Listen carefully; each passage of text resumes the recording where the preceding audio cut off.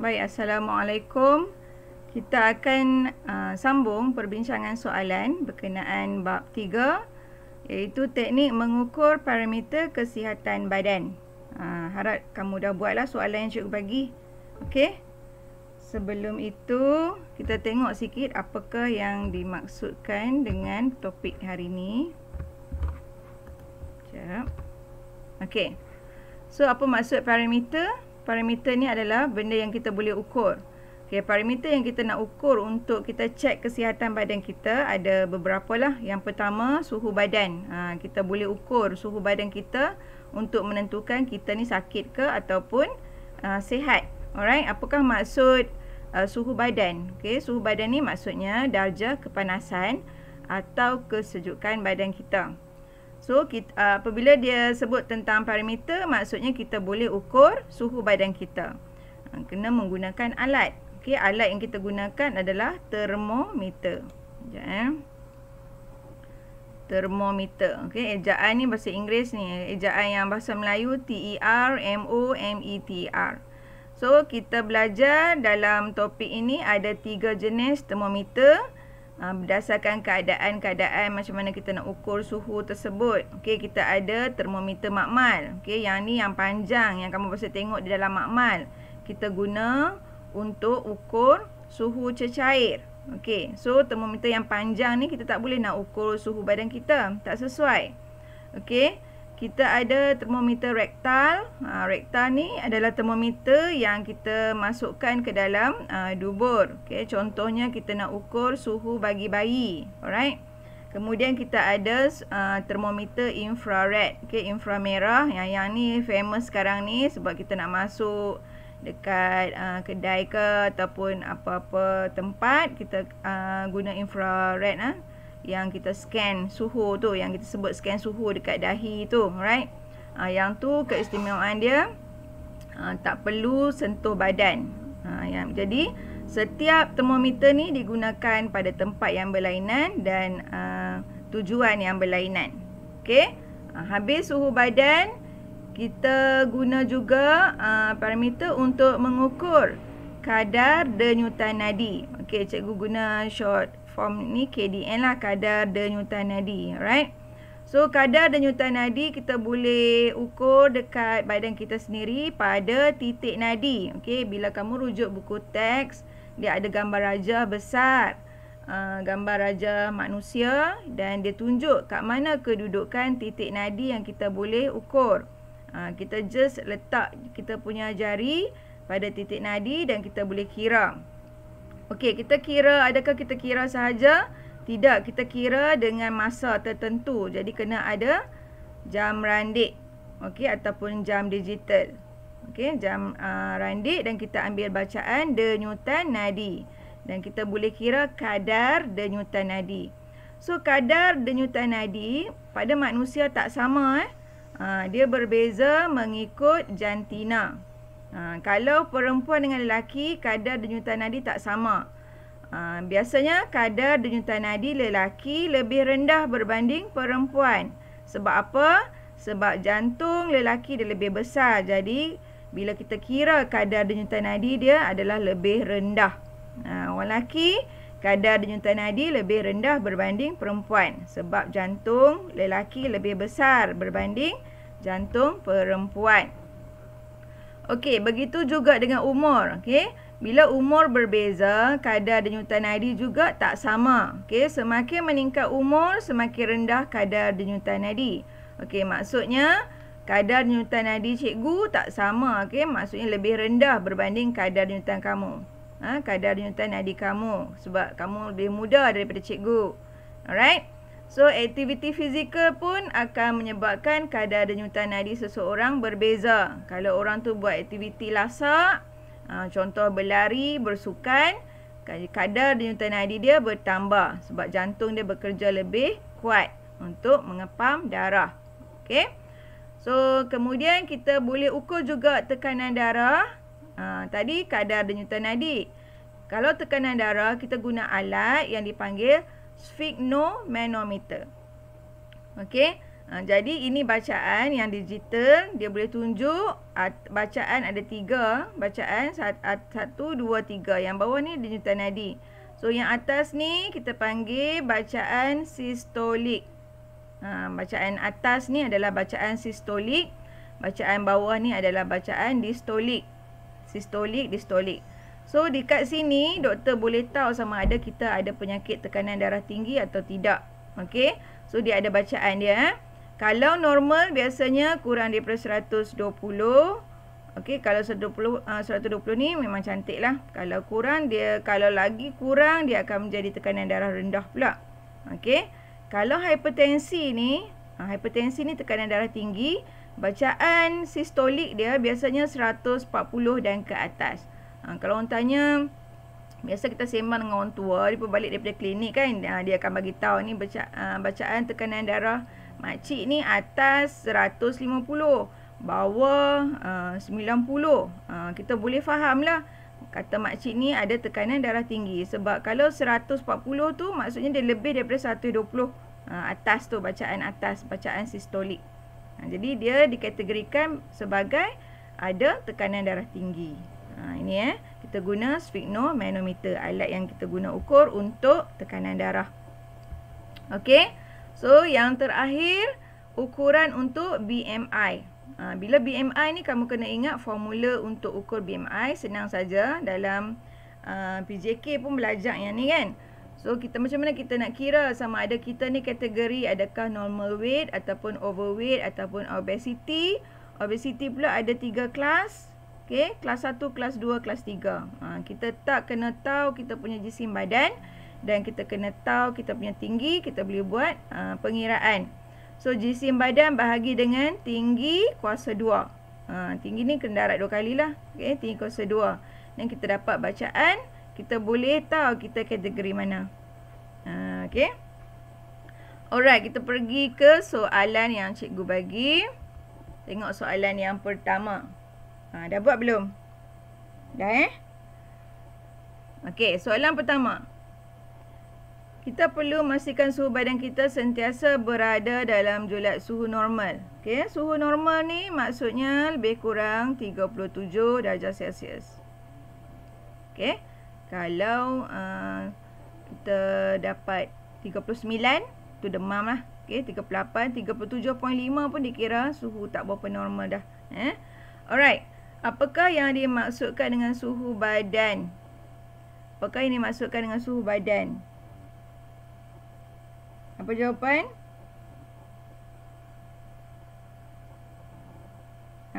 Jawab tak? D. Okey. Tadi cikgu beritahu betul darjah kepanasan dan kesejukan. Dia bukan kita ukur kepanasan saja, kesejukan juga kita boleh gunakan termometer tu lah. Okey, darjah kepanasan dan kesejukan badan manusia. Itu maksudnya suhu badan. Okey, Raja menunjukkan satu jenis termometer. Okey, ini panjang okey, termometer ni panjang. Ini adalah termometer makmal. Okey, dekat sini kamu kata makmal. Kalau kita tak hati-hati, kita akan jawab D. Nampak? Digunakan di dalam makmal untuk menyukat suhu badan. Betul ke D?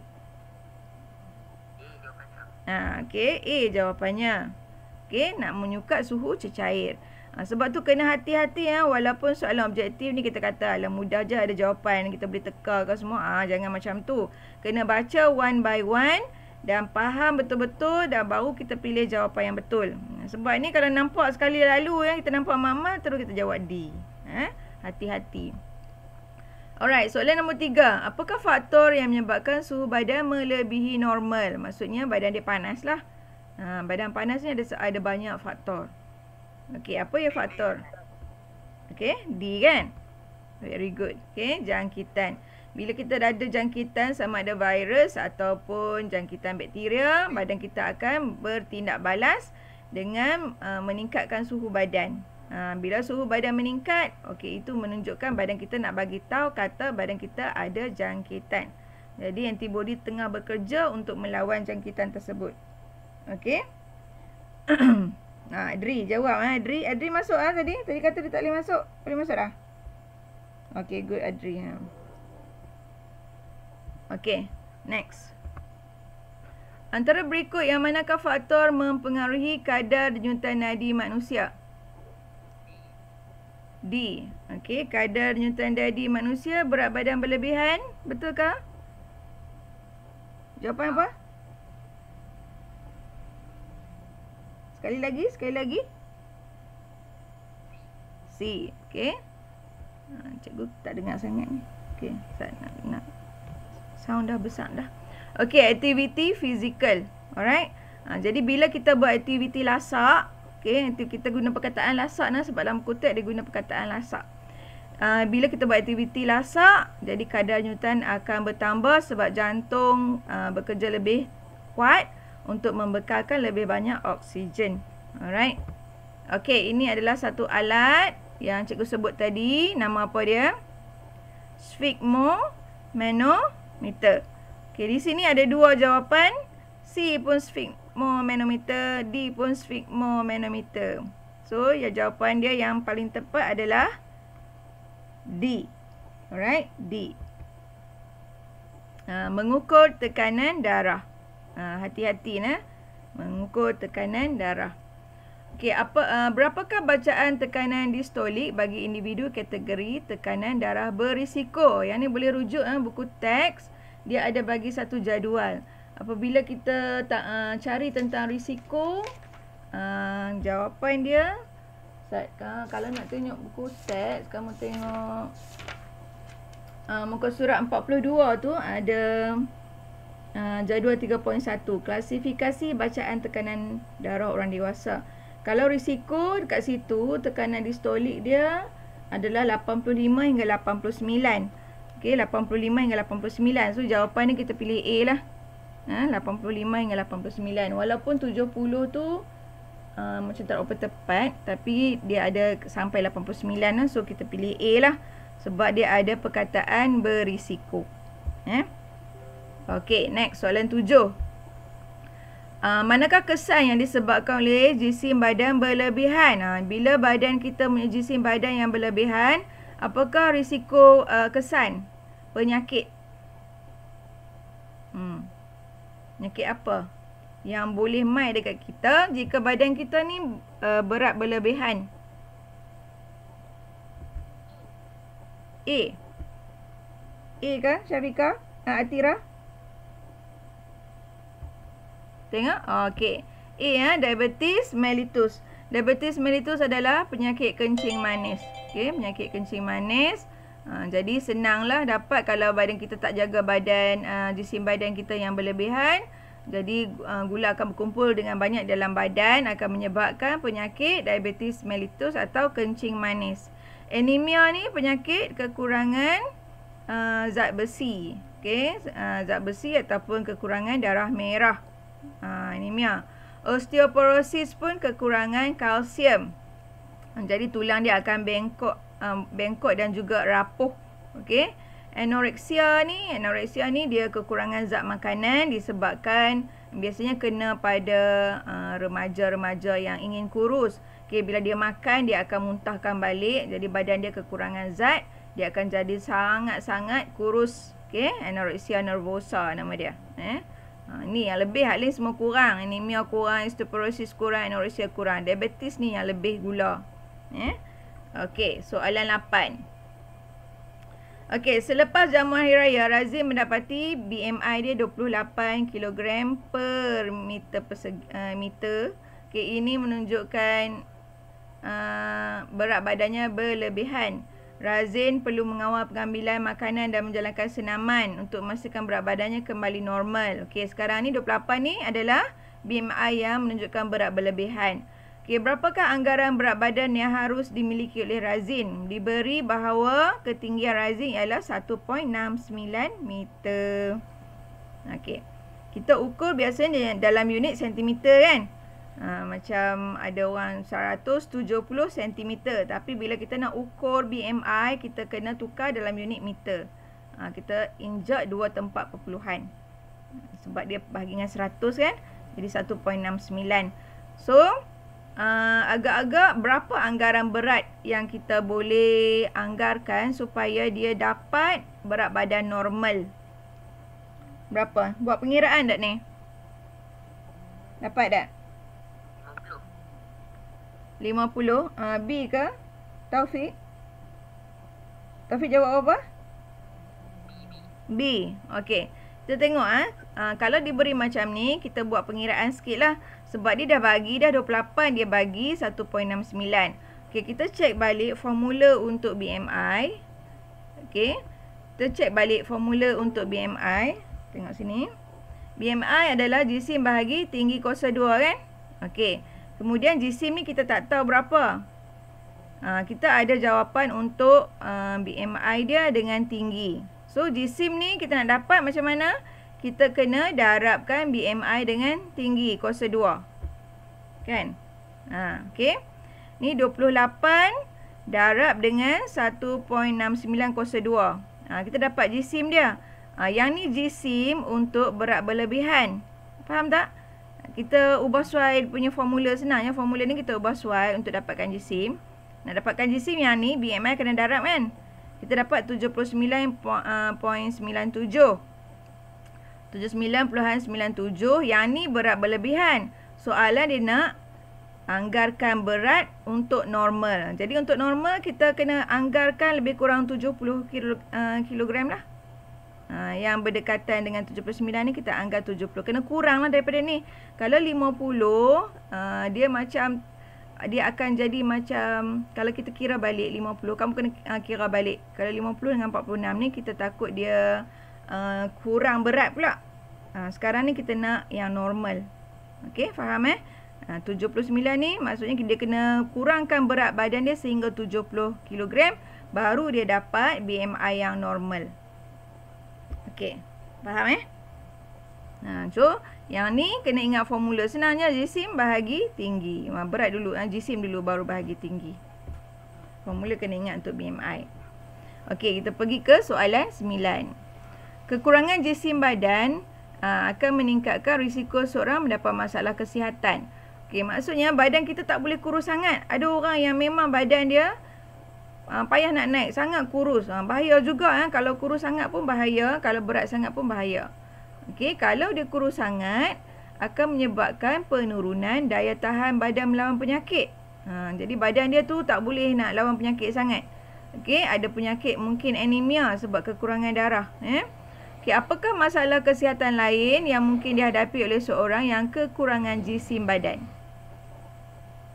Okey, kalau dia kurang jisim badan, yang ni kalau diabetes dia lebih kan? Diabetes dia lebih gula. Kalau stroke dia lebih lemak. Bila lebih lemak tu iaitu kolesterol tu, dia akan menyempitkan saluran darah. Sebab tu darah dia tak boleh smooth, dia tak boleh lalu dengan elok, akan menyebabkan stroke. Stroke ni biasanya salur darah dekat otak yang akan tersumbat dengan kolesterol.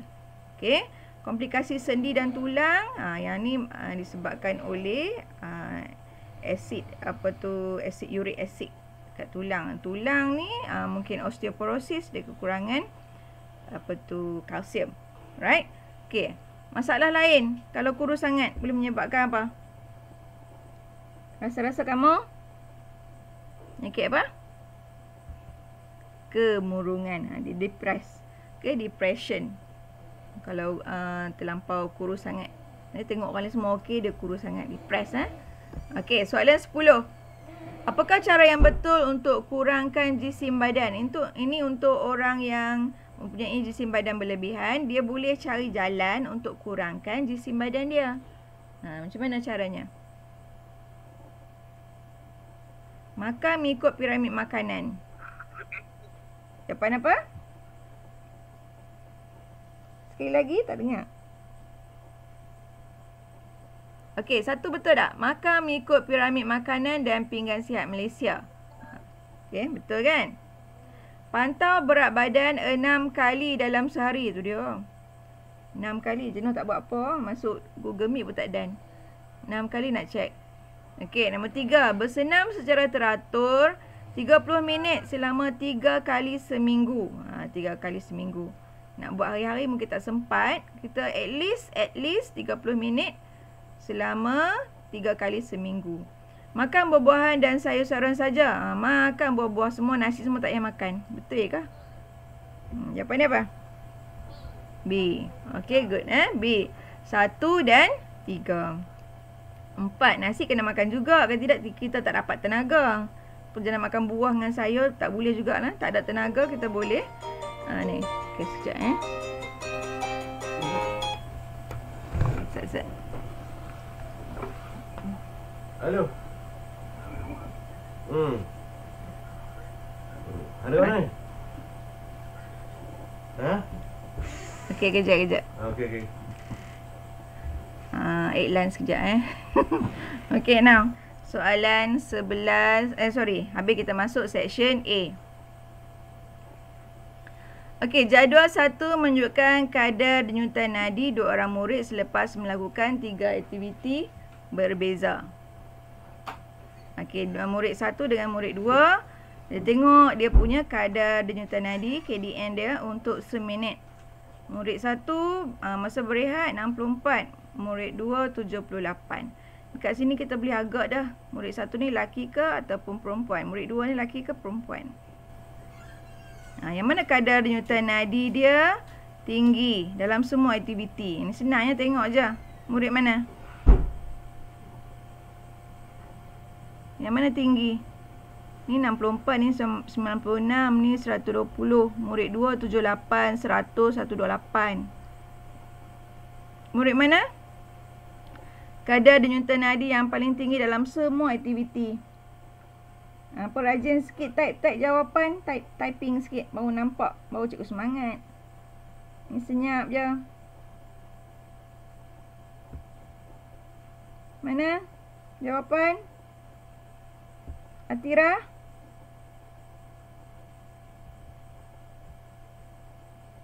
Buat ke belum?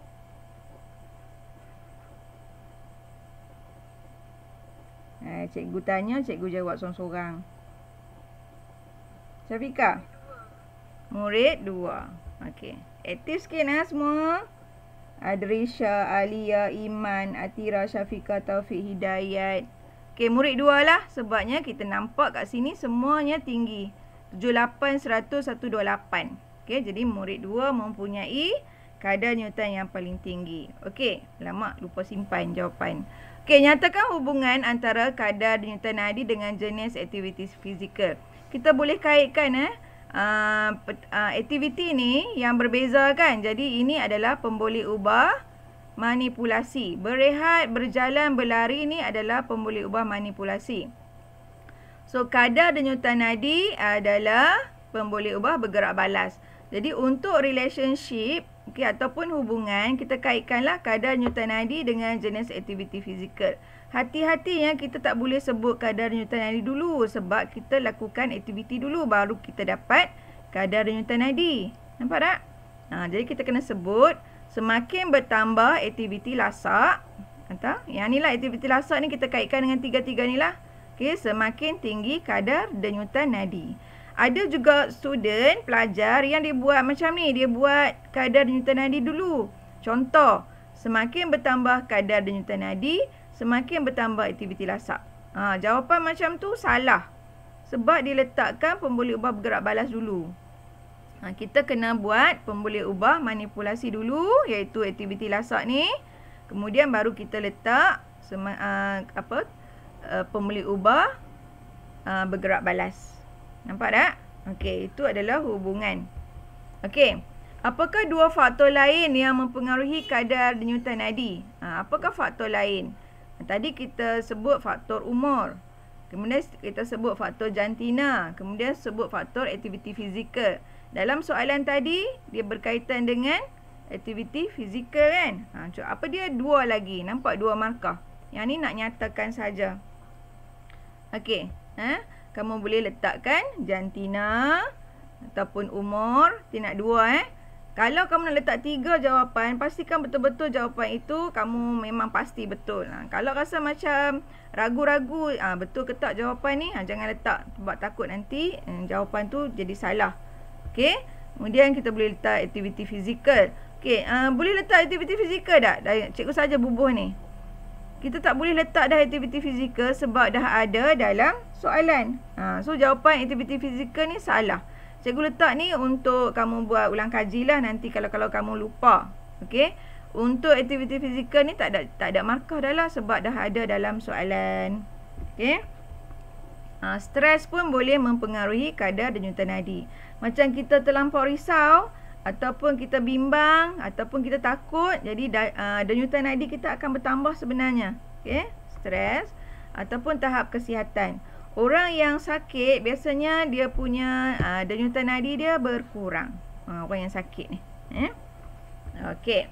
So padankan jantina bagi murid 1 dan murid 2 berdasarkan keadaan rehat. Okey, murid 1 tadi kamu tengok dia punya murid 1 ni 64 kan? Lelaki ke perempuan? Kadar denyutan nadi yang rendah. Lelaki kan? Murid 1 sebab kadar denyutan nadi dia rendah, so dia lelaki. Okey, untuk murid 2 kadar denyutan nadi dia lebih tinggi, so perempuan. Okey, tengok section B. Okey, bahagian B. Okey, ditunjukkan gambar 2 jenis termometer.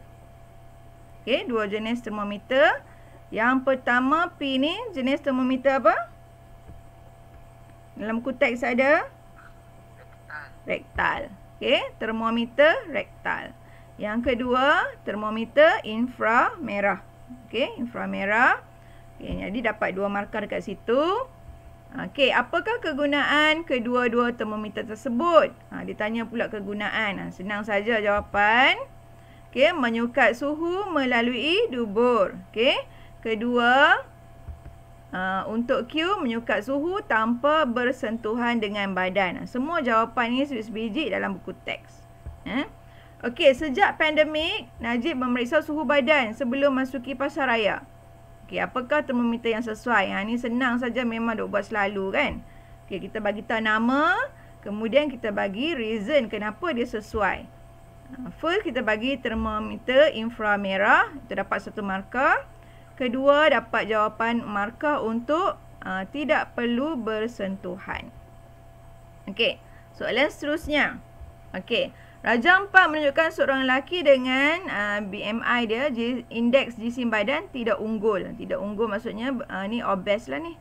Kita boleh nampak gambar tu, gambar rangsangan yang diberikan, nampak sangat dia obes. Okey, hitung jisim individu berikut sekiranya ketinggian 1.7. Okey, kalau kamu nanti dapat soalan peperiksaan, highlight apa yang dia nak. Dia nak jisim. Okey, dia nak jisim. Diberikan ketinggian, diberikan BMI. So, BMI ni dah beri dah siap-siap. Kamu jangan cari BMI pula. Kamu jangan kata yang ni adalah jisim. Ini adalah BMI sebab dia ada unit kilometer per meter persegi ni. Ini meter, bukan meter persegi, meter kuasa 2. Meter persegi tu luas pula kan. Ni meter kuasa 2. Okey. Jadi, dia beri formula begini. Dia nak jisim. Dia suruh, dia nak jisim, dia beri BMI dengan ketinggian. So, kamu kena darab lah. Nampak darab silang tu kan yang belajar dalam matematik. So, BMI didarab dengan ketinggian kuasa 2. Jisim adalah 40 kilogram meter kuasa 2 per meter kuasa 2. Okey, darab dengan ketinggian. Jadi, kalau kat sini, nampak meter negatif 2 dengan meter ni dah potong lah jadi kosong kan. Yang ni potong, yang ni potong. So, kita akan dapat kilogram sajalah untuk jisim. Jadi, kamu kalau ada kalkulator, tekan kalkulator. 40 darab dengan 1.7 darab dengan 1.7. Okey, apa jawapan dia? Ada kalkulator tak dekat depan kamu tu? Berapa jawapan?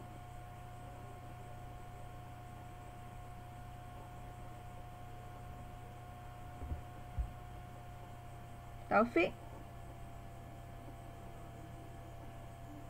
Dapat berapa? Tinggal 3 orang je. Di mana habis dah?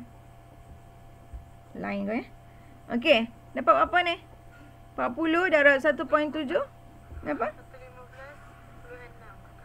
115.6. Okey, 115.6 kilogram. So dapatlah jawapan dia. 115.6 kilogram. Hati-hati nah. Mula-mula tadi cikgu pun tak hati-hati, cikgu pergi darab. Yang ni memang tak dapat jawapan lah. Okey, darab yang ni mula-mula kalau kita tak hati-hati, kita ingat yang ni adalah jisim. Okey. Alright. So senang saja tandakan kategori apa dia ni. Adakah dia overweight, berlebihan jisim, adakah kurang jisim? Dia adalah obese. Dia obese lah. Berat. Kamu tengok dia punya kategori apa. Kalau kurang daripada 18.5, kurang jisim badan. Kalau 18.5 hingga 24.9, jisim badan unggul. Kalau 25 hingga 29, berlebihan jisim. Kalau melebihi 30, dikira sebagai obes. Boleh rujuk buku teks muka surat 43. Kat situ ada carta indeks BMI. Okey. Terangkan masalah kesihatan yang berlaku kepada lelaki tersebut. Terangkan. Maksudnya kita bagi masalah dan kita bagi reason. Apa benda. Okay, masalah kesihatan yang akan singgah, akan dapat, akan selalu cari orang yang obes ni. Ada banyak. Okay, kamu boleh bagi macam-macam. Tapi reason tu kita boleh, cikgu rasa kita boleh bagi reason yang sama lah. Okay, contoh. Serangan jantung. Jangan tulis sakit jantung. Sakit jantung tu dia terlampau umum. Kita sembang-sembang boleh lah. Jadi kalau untuk masalah kesihatan yang kita kategorikan, yang kita memang kalau kat hospital pun disebut serangan dia tersebut sakit jantung. Sebab dia nama khas ni untuk serangan jantung ni memang nama penyakit. Okay, serangan jantung. Boleh dapat satu markah. Okay, ataupun nak tulis tekanan darah tinggi. Pun boleh juga. Okay, sebab dia nak satu. Lepas tu kamu kena bagi reason Okay, boleh juga bagi stroke. Okay. Kemudian kita kaitkanlah. Yang ni reason ni dapat markah untuk penerangan dia lah. Kerana kolesterol. Okay, sebab kalau orang tu obes, biasanya kolesterol tinggi lah. Lemak Kolesterol menghalang pengaliran oksigen dalam salur darah. Macam dekat jantung. Serangan jantung biasanya kolesterol tu dia akan terenap salur darah dekat jantung. Kalau tekanan darah tinggi ni biasanya dekat arteri dalam badan. Kalau stroke ni biasanya dekat otak. Dia punya salur darah otak tu yang tersekat oleh disekat oleh kolesterol tadi. Alright. Okey, cadangkan dua cara dia bersuruh kita cadangkan dua cara yang boleh diambil oleh lelaki tersebut bagi mendapatkan indeks jisim badan unggul. Okey. So banyak cara yang kalau kamu masuk grup dekat Facebook tu, ada grup diet suku-suku separuh, kita dapat jumpa banyak gambar yang ada orang dah buat banyak perubahan. Asal-asal berat dia sangat tinggi, ada yang 100 kilo pun ada, tapi disebabkan dengan dia punya azam nak jadi sihat dan dia istiqomah lah buat diet suku-suku separuh ni. Diet suku-suku separuh ni dia jaga pemakanan dengan dia hanya makan nasi sikit saja, tapi dia banyakkan sayur-sayuran dan buah-buahan. Okey, jadi memang dalam masa, bukan sekejap lah, bukan hari ni kita makan, esok kita boleh kurus, tak boleh. Dia ambil masa sikit, ada yang sampai setahun, ada yang sampai 2 tahun, tapi dia maintain, dia istiqomah. Dia boleh dapat berat badan unggul. Okey, so cadangkan dua cara. Okey, ini cara pertama. Kita pantau dan rekod jisim badan seminggu sekali. Yang ni siapa yang berat badan dia berlebihan, dia boleh buat macam satu carta lah, planner untuk dia check. Okey, hari ni berat badan dia berapa. Lepas tu seminggu sekali dia check balik. Minggu depan dia check balik. Alright. Benda pula ni. Okey. So, nombor 2. Okey, dia tengok makan mengikut piramid makanan Malaysia dan pinggan sihat Malaysia. Ni boleh check dekat blog-blog Kementerian Kesihatan kan, ataupun kamu boleh je type dekat Google tu piramid makanan Malaysia. Maksudnya kita tengok makanan jenis apa yang kita kena makan banyak, ataupun makanan jenis mana yang kita kena makan sikit. Okey, nombor 3. Mengubah cara penyediaan makanan kepada kaedah rebus, panggang dan kukus. Okey, sebelum ni banyak kita makan makanan yang bergoreng. Untuk orang yang berat berlebihan ni, dia suka makanan bergoreng. Contoh ayam goreng, lepas tu macam-macam lah yang bergoreng ni. Yang tu yang menyebabkan berat badan kita berlebihan. So tukar cara masak tu. Banyakkan makan ulam. Okay, kaedah rebus, panggang dan kukus dan sebagainya. Okey, nombor 4. Allahuakbar. Dengar ke? Apa ada ni pengumuman. Okey.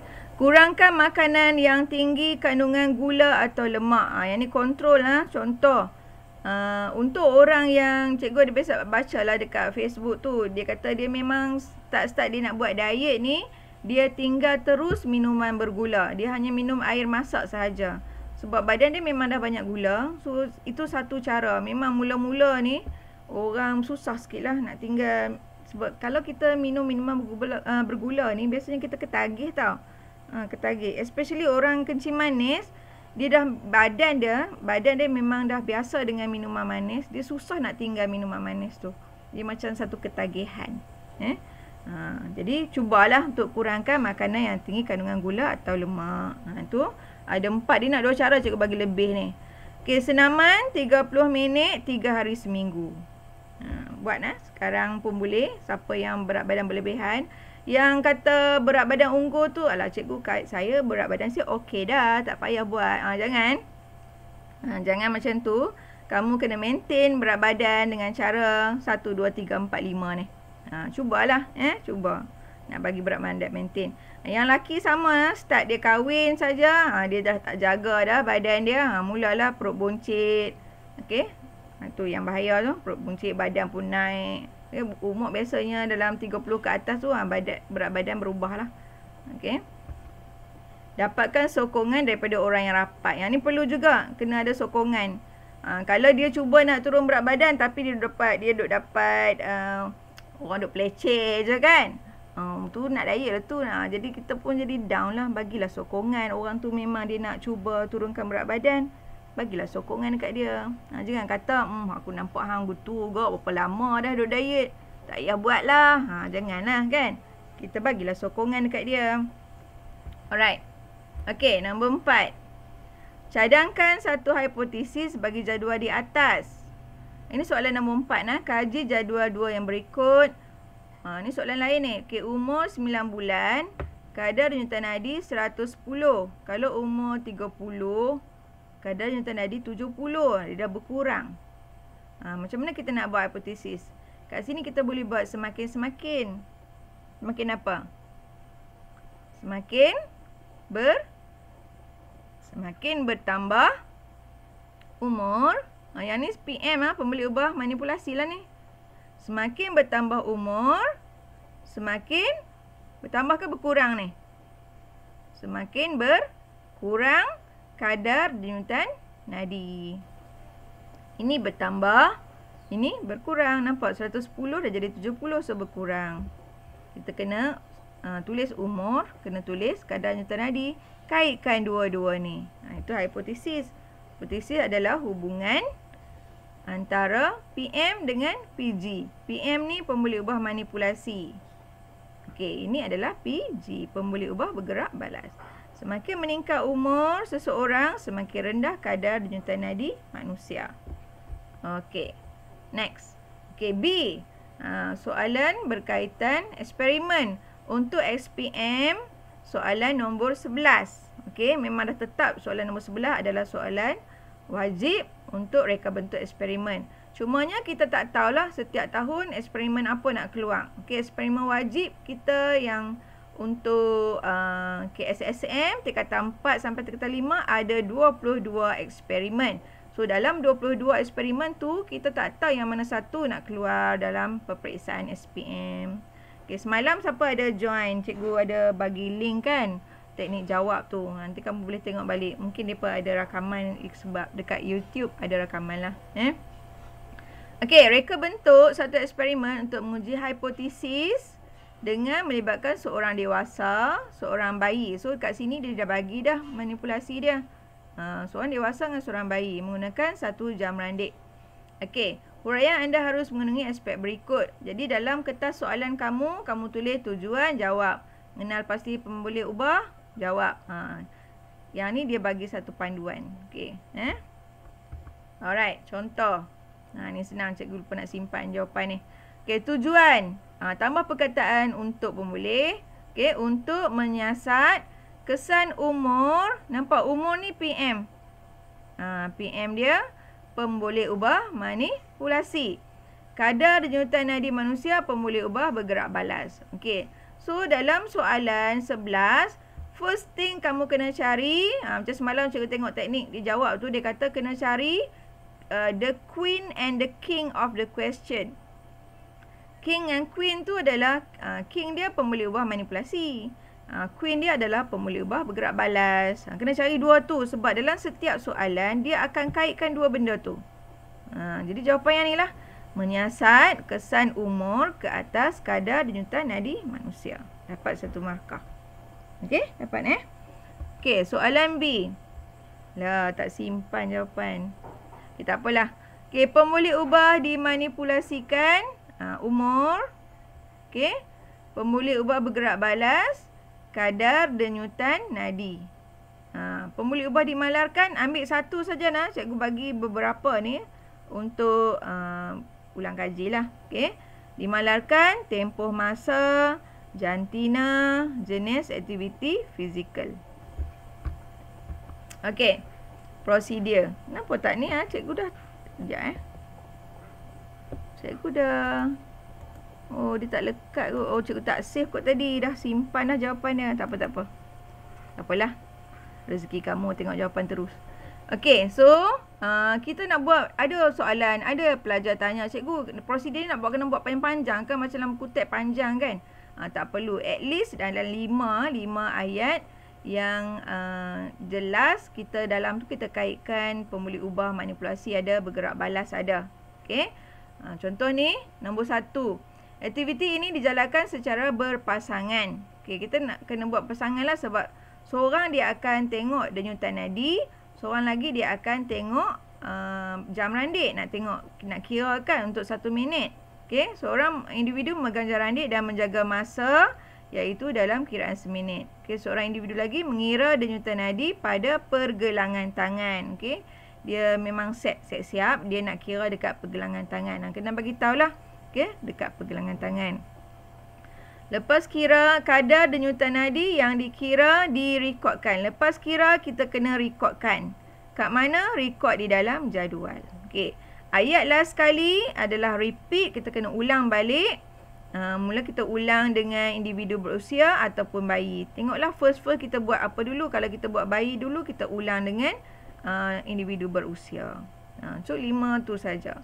Okey, yang ni tak payah gambar rajah lah. Tak payah gambar rajah pun tak apa. Sebab kita dah complete di dalam prosedur. Okey, penjadualan data. Penjadualan data, ingat kita ambil queen and king tadi. PM dia, umur. Kemudian kita bagilah 2. Sebab ini diberi 2 dengan 30. Kadar denyutan nadi, bagi unit, minit per minit. Kemudian dekat sini, tak payah tulis apa-apa nilai. Biarkan kosong. Hanya dekat sini sahaja kita letakkan umur. Sebab yang ni diberi dalam soalan. 2 dengan 30. Okey. So, ramalkan kadar denyutan nadi seorang remaja berusia 16 tahun. Okey, kita ramalkan dia di antara 60 hingga 100 lah. Tapi kita letak satu nilai yang tepat lah.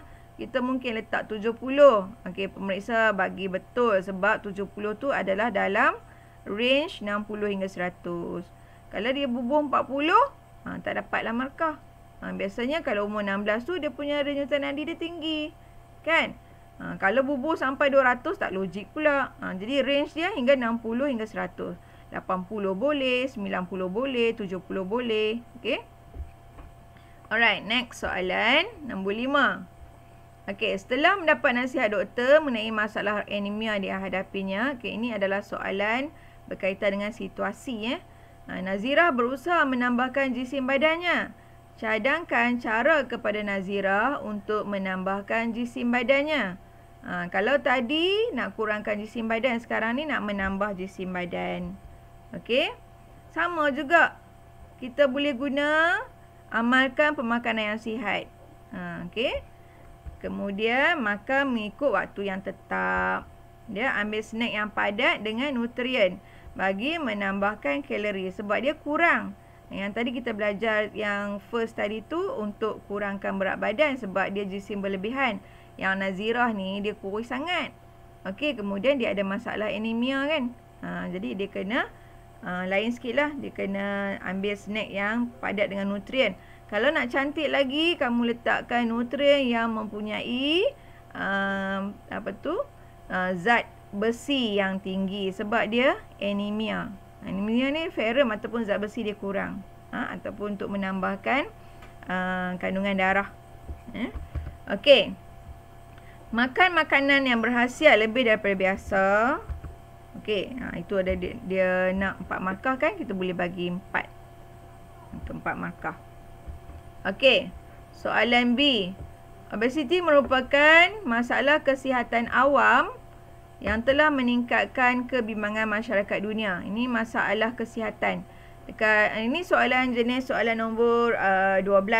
Okey, 12 atau 13. Soalan penyataan masalah. Dia nak bagi tahu masalah, lepas tu dia tanya kita macam mana kita nak selesaikan masalah tersebut. First kali kita kena tahulah masalah apa sebenarnya dalam ni. Okey, masalah berkaitan dengan obesiti. Obesiti adalah masalah kesihatan awam. Okey, adakah sekat ni saja kamu nak tulis sampai penuh pun tak ada masalah. Yang telah meningkatkan kebimbangan masyarakat dunia. Okey, janji ada perkataan obesiti ni. Ada. Ataupun ada jawapan yang cikgu tengok, dia kata penyataan masalah ni, Malaysia menduduki tangga teratas bagi bilangan penduduk obesiti. So ada perkataan obesiti ni, boleh diterima juga. Make sure masalah kita dekat sini adalah masalah berkaitan obesiti. Yang tu yang penting masalah dia adalah berkaitan obesiti. Okey, berikan 2 punca kepada masalah. Apakah 2 punca kepada masalah obesiti ni? Punca. Pasal apa orang tu dia boleh jadi obes? Dia kurang bersenam. Sekarang ni makan tidur tengok TV. Makan tidur tengok TV. So kurang bersenam, chances untuk dia obes sangat tinggi. Okey, kedua, tak mengambil makanan mengikut diet seimbang. So dia banyak makan karbohidrat, dia makan makanan berlemak, jadi dia tak ikut diet yang seimbang, dia pun akan jadi obes. Okey, tekanan kerja. Dia stres kat tempat kerja, dia stres. Bila stres ni dia kuat makan. Stres saja dia makan, itu menyebabkan obes juga. Okey, makanan yang tinggi gula dan lemak, ini pun memang akan menyebabkan obes. Okey. So macam mana kita nak selesaikan masalah dia? 3 cara untuk mengatasi masalah ni, sebab kita dah mention tadi masalah kita obes kan. Jadi macam mana kita nak selesai masalah obes tu? Ulang balik hak tadi lah. Pantau, cikgu ambil balik jawapan macam tadi. Pantau dan rekod jisim badan seminggu sekali, makan ikut piramid makanan, ubah cara makanan kepada kaedah rebus panggang kukus, kurang makanan tinggi gula dan lemak. Okey, senaman 30 minit 3 hari seminggu. Okey, dapatkan sokongan daripada orang yang rapat. Okey, antara senarai tadi, kamu pilih cara yang terbaik, kemudian kamu wajarkan kenapa kamu rasa kaedah tu kaedah yang terbaik. Boleh pilih mana-mana, yang ni terpulang. Okey, macam cikgu pilih yang ni lah. Senaman secara tetap 30 minit 3 hari seminggu, supaya, okey, yang ni reason dia lah. Untuk senaman ni kita dapat 1 markah. Justify ni kita bagi alasan lah. Pasal apa kita buat senaman tu? Kita nak membakar lebihan kalori yang telah diambil. Bila kita makan lebih, kita kena kurangkan kalori yang kita makan tu. Dengan cara kita bersenam. Bila bersenam, kalori tenaga digunakan. Okey, habis. Okey. So, soalan yang kamu tak buat lagi tu, pastikan buat. Buat dalam satu buku latihan tu. Sebab cikgu memang akan buat ikut bab sampai kita habis bab semua 12 bab tu. Okey, boleh Setakat ni? Ada soalan tak? Dayat boleh? Syafiqah? Okay, Daniel? Daniel ada tak dalam talian? Alia? Daniel ada? Ada. Okay, good. Faham Alia? Okay. So, cikgu dah bagi macam ni. Ini kerja kamulah pula. Untuk bagi lebih faham. Buat secara kreatif. Sama ada kamu nak print out, nak jawab, nak write ke. Itu semua atas usaha kamu. Siapa buat lebih, dia dapat lebih. InsyaAllah dia boleh dapat A+ dalam sains. So, kita